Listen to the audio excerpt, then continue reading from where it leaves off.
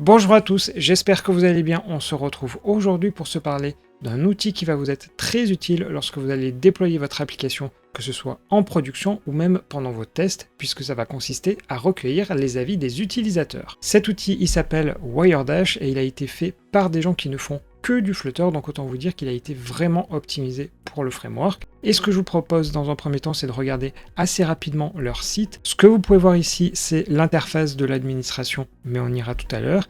Et juste en dessous, il y a une petite démo. Donc voilà par exemple une application. On clique dessus, on a la possibilité d'envoyer du feedback. Je ne vous fais pas plus la démo, on regardera mieux ça ensemble. Et vous avez également la possibilité de faire ce qui s'appelle du promoteur, c'est-à-dire donner une note à votre application. Donc autant vous dire que c'est plutôt sympa comme ça. Si on regarde tout en bas de la page au niveau des fonctionnalités qu'ils mettent en avant, d'une part c'est extrêmement simple à mettre en place. Ils disent 3 minutes, mais en effet c'est bien ça. C'est compatible avec toutes les plateformes qui sont supportées par Flutter et c'est fait par des développeurs pour des développeurs. Ce genre d'outil qui permet de recueillir des feedbacks, ce n'est absolument pas nouveau. Par exemple, il existe Instabug qui est l'un des plus connus, mais vous voyez en termes de prix, c'est extrêmement cher, c'est-à-dire 1200 $ à l'année pour une application, sachant que là on se parle juste de recueillir des avis et mettre une capture d'écran, rien de plus. Donc ça fait quand même assez cher pour 100 $ par mois. En tout cas, je trouve que c'est assez cher. Pour ce qui est de Wiredash, pour le coup, les tarifs sont bien moins élevés. D'une part, vous allez avoir une version gratuite qui est très généreuse avec 2500 terminaux par mois actifs qui sont dans cette version gratuite et un nombre illimité d'applications. Sinon, ensuite, ça commence à 99 € par mois, c'est-à-dire un peu moins de 1000 € par an, mais là, on se parle de 20 000 utilisateurs et il y a d'autres plans si besoin. Voilà tout ce qu'il fallait savoir d'une manière globale. Maintenant, on va regarder comment est-ce que tout ça se crée. Dans un premier temps, on va se créer un nouveau projet. Donc, je vais l'appeler par exemple DevCafé et je crée le projet. Et immédiatement, on arrive sur cette page. Alors, je vous la mets en un peu plus gros. Voilà, comme ça. Et là-dessus, on va basculer soit vers la documentation, mais avant ça, il faut aller dans les paramètres et dans les General Settings où vous allez avoir un Project ID et un SDK Secret. Donc ça, on y revient dans un instant. Pour pouvoir installer tout ça dans votre application, il y a juste une dépendance à rajouter. Donc dans mon projet que vous voyez juste ici, tout a déjà été fait. Il ne me reste plus qu'à mettre en place Wiredash. Et si on regarde bien ce qu'ils indiquent, il faut tout simplement mettre au-dessus de votre application, donc vraiment au premier niveau, un composant qui s'appelle Wiredash en lui fournissant Project ID, Project Secret. Dans mon cas, j'ai repris le Hello World de Flutter. Donc là, au-dessus de la Material App, je vais rajouter le Wiredash, dans lequel je vais devoir donc définir le project et le secret. En ayant uniquement mis ça dans notre code, notre application en tant que telle, elle n'a absolument pas bougé. Pourquoi ? Parce qu'il va falloir indiquer à quel moment on veut lancer le retour des feedbacks. Alors moi, je le mets ici au niveau de mon bouton. Vous allez simplement dire Wiredash of context et vous allez faire un show pour dire je veux afficher donc ce feedback. Et donc si je lance en appuyant ici sur le plus, vous allez voir que automatiquement j'arrive sur cet écran qui me demande dans un premier temps un texte. Donc là par exemple je vais mettre bonjour, je vais faire suivant. J'ai la possibilité éventuellement d'ajouter des captures d'écran. Donc on va essayer de voir à quoi ça ressemble. Donc ici j'ai une capture d'écran de mon interface à l'instant T. Et l'avantage, c'est que l'on va pouvoir aussi dessiner par-dessus pour indiquer, tiens, il y a un problème à tel ou tel endroit. Et pareil, vous avez même la possibilité de choisir un trait plus ou moins gros, sachant que vous pouvez revenir en arrière si besoin. Je sauvegarde ma capture d'écran, j'ai la possibilité d'en mettre d'autres s'il y a besoin. Je fais suivant, et éventuellement, je peux donner mon adresse mail en tant qu'utilisateur pour potentiellement que le développeur me recontacte en me donnant des infos supplémentaires. Donc là, je mets n'importe quoi, et j'envoie le tout. Donc là, vous voyez ici, hop, tout a bien été envoyé, et on va regarder côté interface, qu'est-ce qui s'est passé. Ici, j'ai bien reçu mon feedback, ça m'indique que le Mac sur lequel je suis en train d'exécuter est en anglais, que j'utilise telle version du SDK, telle version de Dart, et j'ai un certain nombre d'informations, notamment le mail qui m'a été passé, et je retrouve ici la capture d'écran. Là où ça va être intéressant, c'est lorsqu'on appelle le show, on a la possibilité de fournir des options, en l'occurrence, Wiredash feedback option, et là-dedans, on va pouvoir indiquer quel libellé on met exactement. est-ce qu'on demande l'adresse mail, etc., etc.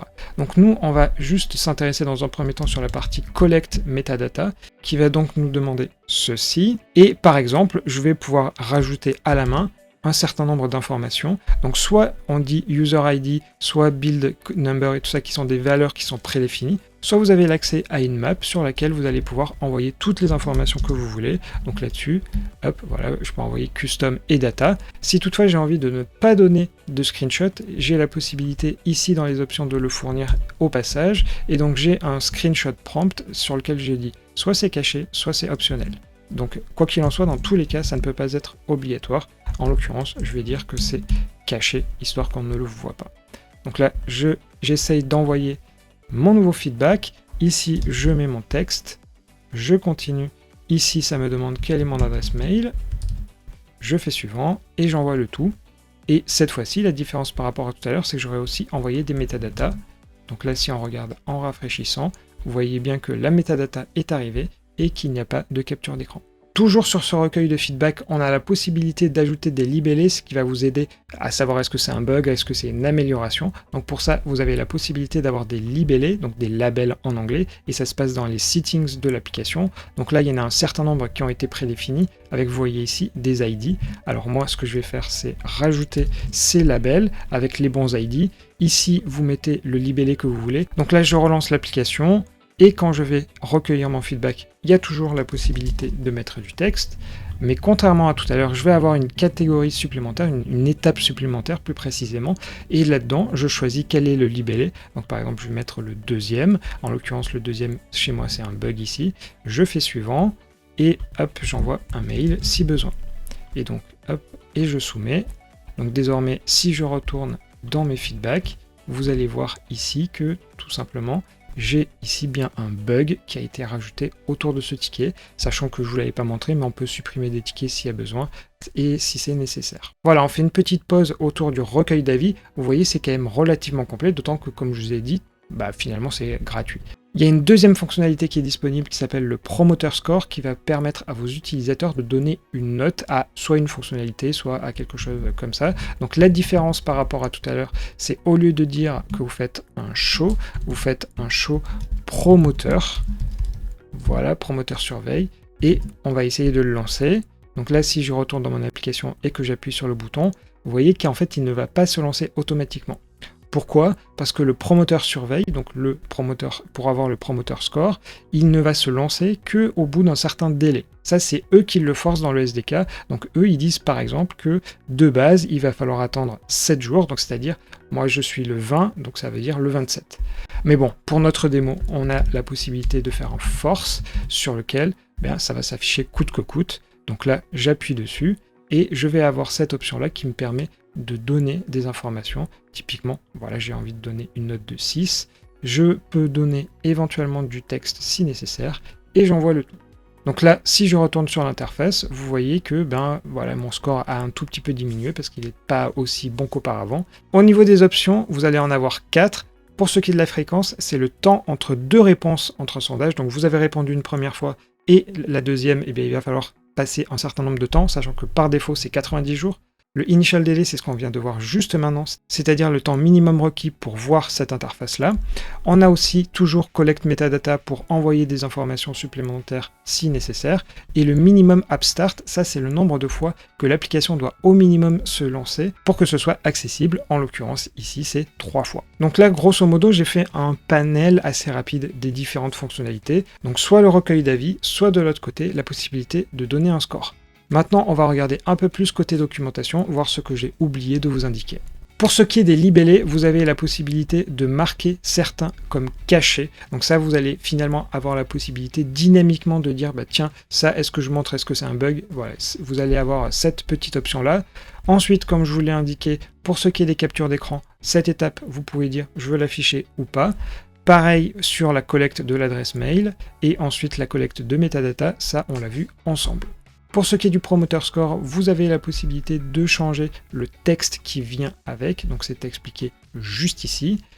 Et ensuite, vous allez avoir toute une partie de theming. Là, donc là, on a pris automatiquement les couleurs qui venaient avec nous. Mais en réalité, on a la possibilité de lui donner un thème. Ce thème, il peut être hérité de Material ou de Cupertino. Ou alors, vous allez carrément avoir l'équivalent d'un thème data classique où vous allez pouvoir définir vos propres couleurs si nécessaire. Pour ce qui est de la traduction, vous allez avoir plusieurs éléments. D'une part, vous allez pouvoir forcer les locales qui sont disponibles dans cet outil-là. Pour ce qui est des localisations, vous allez devoir indiquer quels sont les locales supportés, où se trouvent ces éléments-là, et auquel cas, vous allez écrire exactement ça. Donc ça, c'est le nom de la clé de votre traduction, suivi par .tr, et lui va comprendre automatiquement que ce n'est pas la chaîne à prendre directement, mais bien sa traduction. Ensuite, pour terminer ce petit parcours de la documentation, le seul petit élément à rajouter, c'est côté Android, il faut bien demander la permission Internet, mais elle est mise de base normalement. Et pour ce qui est de macOS, par contre, il faut bien penser à mettre les outgoing connections que vous voyez ici. Sinon, c'est la clé que vous voyez ici dans mon projet que je vais vous montrer et qui s'appelle voilà, celle-ci qui dit « Je veux donner accès à Internet à mon application ». Avant de se quitter, la dernière partie de la documentation, c'est tout ce qui est compliant niveau RGPD. Donc ça, a priori, ils y sont OK. Lors du montage, je viens de me rendre compte que j'avais oublié de vous parler de quelque chose de très intéressant, à savoir les intégrations. La première qui existe, c'est autour des emails. Donc à chaque fois qu'il y a un nouveau retour, vous allez pouvoir recevoir un email. Et vous avez également une intégration sur Slack qui va faire exactement la même chose, sachant que viendront prochainement Jira, Zapier et Telegram. Voilà, c'était tout ce que je voulais vous montrer sur cet outil qui est vraiment sympa, comme vous pouvez le voir. D'une part, ça va vous permettre de recueillir le feedback de vos utilisateurs, donc il faut voir ça soit comme pour montrer des bugs lorsque vous développez, soit lorsque vous êtes en prod, pour permettre aussi aux utilisateurs de dire tiens, ici il y a un problème, voire leur permettre de vous donner des idées en tant qu'amélioration. Donc tout ça c'est très sympathique. Et éventuellement vous avez la possibilité de donner un score, ce qui est là aussi très sympa pour les utilisateurs qui aiment bien généralement faire ça. Et l'avantage, si je reviens côté tarif, c'est que c'est la solution finalement la moins chère du marché. En gratuit, vous allez être très large avec 2500. Ça va dépendre de la taille de votre application, mais 2500 généralement quand on lance une appli, vous êtes totalement dedans. Ensuite, le nombre de feedback n'est pas limité, ça aussi c'est extrêmement bien. Vous n'êtes pas limité sur le nombre de captures d'écran, ni rien, vraiment super. Sinon, il va falloir payer un tout petit peu, mais proportionnellement aux autres solutions du marché, c'est moins cher. Donc voilà, c'est un super outil, je vous dis pas ça parce qu'il y aurait un lien d'affiliation ni rien, rassurez-vous, d'ailleurs il n'y en a pas du tout. C'est vraiment un outil qui a été fait par les développeurs, pour les développeurs, donc vraiment je vous incite à le mettre dans vos applications parce qu'il n'y a que du bénéfice quasiment à en tirer. Voilà, c'était tout ce qu'il fallait retenir autour de Wiredash. J'espère que cette petite présentation vous a plu, auquel cas n'hésitez pas à faire un petit j'aime ou un like sur la vidéo et potentiellement à vous abonner à la chaîne si ce n'est pas encore le cas.